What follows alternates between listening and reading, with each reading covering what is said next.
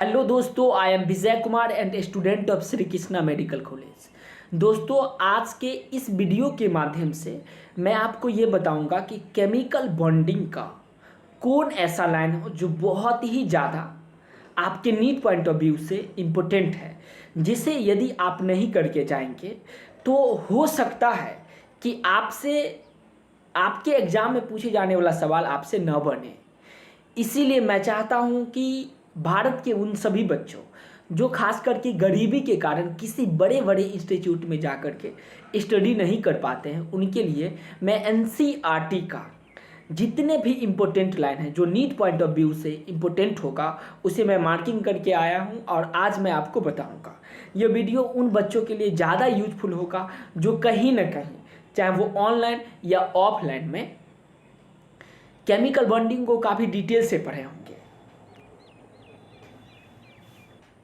आज के मोटिवेशन में मैं बस इतना कहना चाहूँगा कि आप दुनिया के उन सभी खुशनसीब इंसानों में से एक हो जिसे खुद को साबित करने का मौका मिला है।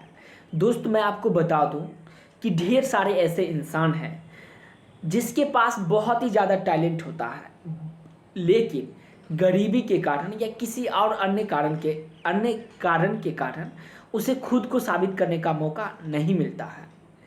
ये एक एग्ज़ाम आपके पूरे फैमिली को, आपको गरीबी के नीचे पैदान से उठा करके और अमीरी के ऊंचे पैदान पे पहुंचा सकता है।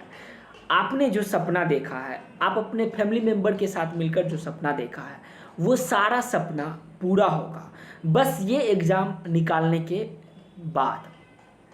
और इसमें मैं आपको पूर्णतः सहयोग करूंगा। यदि कोई भी प्रॉब्लम हो तो उसे आप हमें बताइएगा। मैं हर चीज़, हर दृष्टिकोण से, चाहे वो एकेडमिक हो, फाइनेंशियल तो नहीं कर सकता हूँ, लेकिन बता सकता हूँ कि कौन सा पाथ अपना करके आप फाइनेंशियल भी स्ट्रांग हो सकते हैं। तो चलिए इसी के साथ आज का क्लास स्टार्ट करते हैं। क्लास में आप एनसीईआरटी निकालिए और ये टॉपिक केमिकल बॉन्डिंग में आयनिक और इलेक्ट्रोवैलेंट बॉन्ड जो दिया गया होगा उसे निकालिएगा। मैं आपको शॉर्टकट में बता दूं कि क्या होता है आयनिक बॉन्ड। दो आयन के बीच जो बॉन्ड बनती है, जैसे NaCl एक आयनिक बॉन्ड का फॉर्मेशन करता है, KCl भी आयनिक बॉन्ड का फॉर्मेशन करता है। तो Na और Cl, Na पॉजिटिव होता है और Cl क्या होता है, नेगेटिव होता है। दोनों एक दूसरे के अट्रैक्शन के कारण एक बॉन्ड का फॉर्मेशन करती है, जिसको हम लोग क्या कहेंगे, आयनिक बॉन्ड कहेंगे। उसका ये लाइन इंपॉर्टेंट है एनसीईआरटी में, तो इस लाइन को आप मार्किंग कर लीजिएगा। ये लाइन भी इंपॉर्टेंट है। मैं बस इस वीडियो के माध्यम से बताऊंगा कि कौन कौन सा लाइन इंपॉर्टेंट है। जैसे यहाँ पर देखिए दोस्त, ये जो आप देख रहे हैं ये मैग्नीशियम एक इलेक्ट्रॉन रिलीज करती है और Na+ का निर्माण कर लेती है। यहाँ पे हाइड्रोजन एटम है, हाइड्रोजन में fluorine, chlorine, bromine and iodine होगा और ये एक इलेक्ट्रॉन ग्रहण करके नेगेटिव आयन का निर्माण करती है और ये दोनों मिलकर किसका निर्माण कर लेगी, आयनिक बॉन्ड का फॉर्मेशन कर लेती है। उसके बाद इलेक्ट्रॉन गेन इंथैल्पी भी यहाँ पे दिया गया है, तो इस पॉइंट को आप अपने एनसीईआरटी में मार्किंग कर लीजिएगा। फिर हम लोग आगे बढ़ते हैं। देखिए उसके बाद नेक्स्ट पॉइंट एनसीईआरटी का कौन बहुत ही ज़्यादा इम्पोर्टेंट है और यही सब पॉइंट से डायरेक्ट सवाल पूछा जाएगा आपके नीट में, तो ये पॉइंट भी आप मार्किंग कर लीजिएगा आप अपने एनसीईआरटी में। ये सब जो पॉइंट है, electron gain enthalpy, negative high negative value of electron gain enthalpy, उसके बाद येलो कलर में दिया गया है, फिर रेड कलर का दिया गया है। ये सब पॉइंट आप देखिए। NaCl का क्रिस्टल स्ट्रक्चर देखिए सोडियम क्लोराइड का, ठीक है, ये देखिए सोडियम क्लोराइड का ये स्ट्रक्चर है। और सॉलिड स्टेट में तो आप पढ़े ही होंगे, लेकिन सॉलिड स्टेट को अब हमारे सिलेबस से हटा दिया गया है। उसके बाद दोस्त यहाँ पे देख लीजिए इलेक्ट्रॉन गेन इंथैल्पी क्लोरीन का, सोडियम का यहाँ पे दिया गया है, NaCl का दिया गया है। तो ये सब बात आप याद रखिएगा, आप अपने एनसीईआरटी में मार्किंग करते जाइएगा। फिर हम लोग आगे बढ़ते हैं। ये भी इम्पोर्टेंट लाइन है, इस लाइन को भी आप अपने एनसीईआरटी में मार्किंग कर लीजिएगा। फिर उसके बाद एक महत्वपूर्ण कंसेप्ट है लैटिस इंथैल्पी। सिंपल टर्म में मैं आपको बता दूं कि लैटिस इंथैल्पी क्या होता है। तो देखिए, कोई सॉलिड होगा, आयनिक सॉलिड होगा, उस आयनिक सॉलिड को, कोई आयनिक सॉलिड को तोड़ देंगे उसके आयन्स में, तो उसके लिए जितने भी एनर्जी चाहिए उसको हम लोग आयनिक इंथैल्पी कहते हैं। और आयनिक इंथैल्पी से रिलेटेड जितने भी इंपोर्टेंट पॉइंट है सभी पॉइंट को मार्किंग किया गया है। यहाँ पे आयनिक इंथैल्पी दिया गया है, सोडियम क्लोराइड का आयनिक इंथैल्पी इतना होता है 788 किलो जूल पर मोल होता है, जिसमें जिसमें NaCl सॉलिड स्टेट में रहता है, इसको किस में तोड़ देंगे, गैसियस स्टेट में, Na+ में और Cl- में हम लोग क्या किए हैं, तोड़ दिए हैं। उसके लिए जो एनर्जी चाहिए उसी को आयनिक इंथैल्पी कहेंगे। तो उम्मीद करते हैं ये पॉइंट आप देख लिए होंगे। फिर हम लोग नेक्स्ट पॉइंट देखते हैं। बॉन्ड पैरामीटर नाम का टॉपिक है NCERT में, और उसका सबसे पहला टॉपिक है बॉन्ड लेंथ। तो बॉन्ड लेंथ क्या होता है दोस्त, उस बात को पहले समझिए। देखिए, कोई मॉलिक्यूल्स होगा, उसमें जो आयंस होगा, पार्टिकुलर आयन के बीच का जो लेंथ होता है उसी को हम लोग क्या कहेंगे, बॉन्ड लेंथ कहेंगे। बॉन्ड जैसे Na और प्लस Cl है, तो Na और Cl के बीच एक बॉन्ड बनती है, उसी बॉन्ड के लेंथ को हम लोग क्या कहेंगे, आयनिक बॉन्ड लेंथ कहेंगे। और बॉन्ड लेंथ से रिलेटेड जो भी इंपॉर्टेंट पॉइंट है, सभी पॉइंट को हाईलाइटेड कर दिया गया है, तो आप भी अपने NCERT में हाईलाइटेड कर लीजिएगा। और उम्मीद करते हैं ये आप कहीं ना कहीं डिटेल में पढ़े ही होंगे। फिर कोवेलेंट रेडियस को मेजरमेंट करने के लिए जितने भी इंपॉर्टेंट पॉइंट है, सभी को यहाँ पर मार्किंग किया गया है, तो ये भी आपके लिए इंपॉर्टेंट होगा, इसको भी आप अपने NCERT में मार्किंग कर लीजिएगा। फिर हम लोग नेक्स्ट पॉइंट पे बढ़ते हैं, आगे देखते हैं NCERT का नेक्स्ट पॉइंट। यहाँ पर ये देखिए दोस्त, एग्जाम्पल के थ्रू दिया गया है। ये कोई एटम है, ये क्या है दोस्त, एटम है, ये एटम ए है, एटम मान लीजिए ये बी है, ठीक है। एटम, तो यहाँ उसका न्यूक्लियस होगा, यहाँ पे क्या होगा, न्यूक्लियस होगा। इस दोनों के बीच का जो बॉन्ड होगा उसी को हम लोग क्या बोलेंगे, आयनिक बॉन्ड ये एटम के बीच का बॉन्ड बोलेंगे। इस दोनों के बीच का जो लेंथ होगा उसी को हम लोग क्या बोलेंगे, बॉन्ड लेंथ बोलेंगे, जो फिगर के रूप में यहाँ पे दिया गया है। ये देख रहे, पूरा बात यहाँ पर दिया गया है, और इंपॉर्टेंट लाइन को भी मार्किंग कर दिया गया है।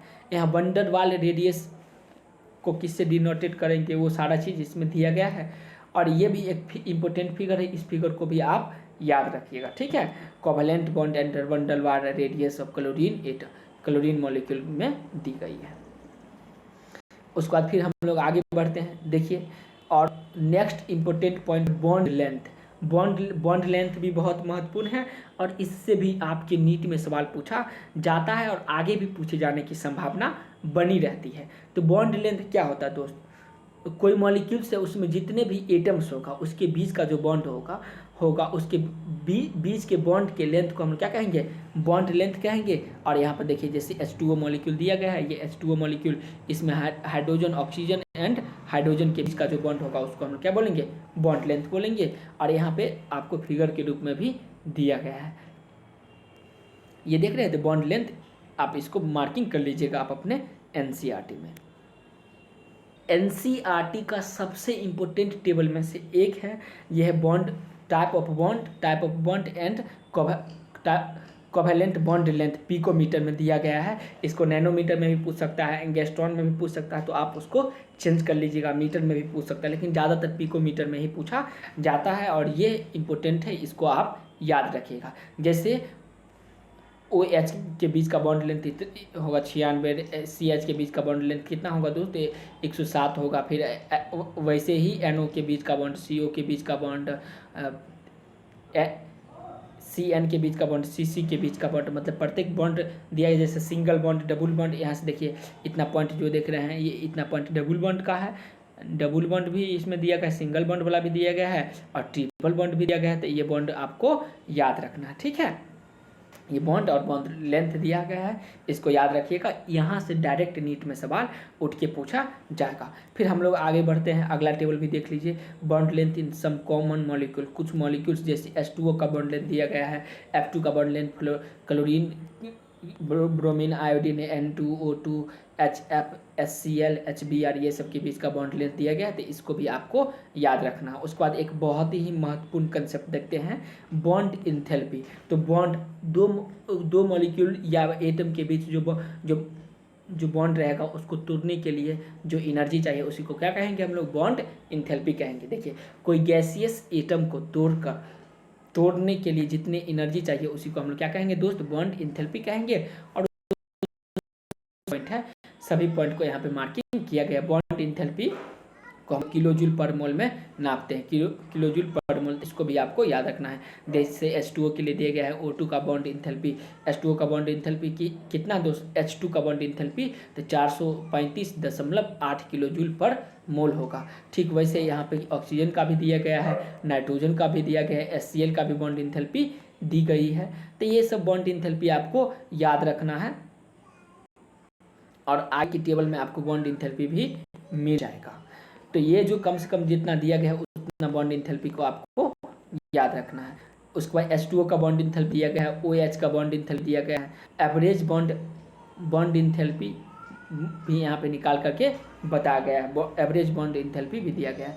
उसके बाद बॉन्ड ऑर्डर बहुत ही महत्वपूर्ण है और यहाँ से कई बार नीट में डायरेक्ट सवाल पूछा जाता है। तो दोस्त बॉन्ड इंथैल्पी तो आप डिटेल से पढ़े ही होंगे, बस NCERT में कौन इंपॉर्टेंट लाइन है उस लाइन को देख लीजिए। यहाँ पे ये जो लाइन देख रहे हैं ये यहाँ पे बॉन्ड ऑर्डर का मतलब सिंपल समझिए, कोई एटम है, कोई मॉलिक्यूल है और उस मॉलिक्यूल के एटम के बीच जितने भी बॉन्ड होगा उसी को हम लोग बॉन्ड ऑर्डर कहेंगे। जैसे मान लीजिए HCl है तो HCl का बॉन्ड ऑर्डर 1 मानेंगे, क्यों? क्योंकि उसके बीच एक बॉन्ड होगा। N2 है तो उसके बीच का बॉन्ड कितना होगा दोस्त? 3 बॉन्ड होता है तो बोलेंगे इसका बॉन्ड ऑर्डर 3 होगा। O2 का बॉन्ड ऑर्डर कितना होगा? तो O ऑक्सीजन और ऑक्सीजन के बीच डबल बॉन्ड होगा, इसलिए इसको बोलेंगे बॉन्ड ऑर्डर 2 बोलेंगे। तो कुछ इसी तरह से इसमें दिया गया है और जो इंपॉर्टेंट लाइन है उसको तो मार्किंग कर ही दिया गया है। जैसे यहाँ पर देखिए दोस्त N2 का बॉन्ड ऑर्डर 3 बताया गया, मैं कुछ देर पहले आपको बताया ही था। और ये जो लाइन देख रहे हैं ये बहुत ही इंपॉर्टेंट लाइन है, इस लाइन से डायरेक्ट सवाल आपके नीट में पूछा जाएगा। ये लाइन को एक बार मैं पढ़ के आपको बता देता हूँ। Iso electronic molecules and ions have identical bond order.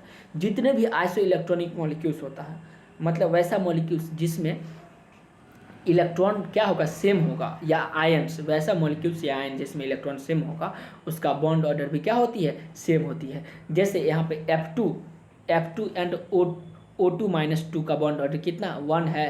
N2CONNO plus क्या का बॉन्ड ऑर्डर कितना है दोस्तों? 3 है। ये याद रखिएगा क्योंकि यहाँ से डायरेक्ट सवाल पूछा जा सकता है आपके नीट में। फिर हम लोग आगे बढ़ेंगे। देखिए with increase the bond order bond enthalpy increases and bond length decreases. जैसे जैसे बॉन्ड ऑर्डर बढ़ती है बॉन्ड इंथैल्पी क्या करेगा दोस्त? बढ़ेगा। अरे बॉन्ड ऑर्डर बढ़ेगा मतलब बॉन्ड बढ़ेगी, और जब बॉन्ड जितना बढ़ेगा उतना ही ज़्यादा एनर्जी चाहिए उस बॉन्ड को तोड़ने के लिए, तो बॉन्ड इंथैल्पी भी क्या होगा दोस्त? बढ़ेगा। और बॉन्ड लेंथ जितना बॉन्ड बढ़ते जाएगा उतना बॉन्ड लेंथ क्या हो जाएगा? कम होते जाएगा, उतना बॉन्ड कम होते जाएगा। तो ये भी लाइन है, इंपॉर्टेंट है। इस लाइन को भी आप अपने नीट या GIAT पॉइंट ऑफ व्यू से याद रखिएगा और NCERT में मार्किंग कर लीजिएगा। दोस्त आज की क्लास को बस इतना ही तक रखते हैं, इतना तक आप मार्किंग कर लीजिए। फिर नेक्स्ट वीडियो का इंतजार कीजिए। जैसे ही मुझे कॉलेज से टाइम मिलती है फिर मैं आपके लिए वीडियो बनाऊंगा और मैं पूरे NCERT में जितने भी फिजिक्स, केमिस्ट्री, बायोलॉजी में इंपॉर्टेंट लाइन है सभी लाइन को मैं बताऊंगा और उस लाइन को मार्किंग कर लीजिएगा। और उससे रिलेटेड कोई भी कंसेप्ट में प्रॉब्लम हो तो हमें कमेंट बॉक्स में बताइएगा। और नीचे मेरा डिस्क्रिप्शन बॉक्स में व्हाट्सएप नंबर भी दिया गया है, उस नंबर पे भी आप हमें अपना प्रॉब्लम सेंड कर सकते हैं। और वीडियो अच्छा लगा तो लाइक कीजिए और चैनल को सब्सक्राइब कीजिए। तब तक खुश रहिए और खुशियाँ फैलाते रहिए। फिर मिलते हैं नेक्स्ट वीडियो के माध्यम से। धन्यवाद दोस्तों।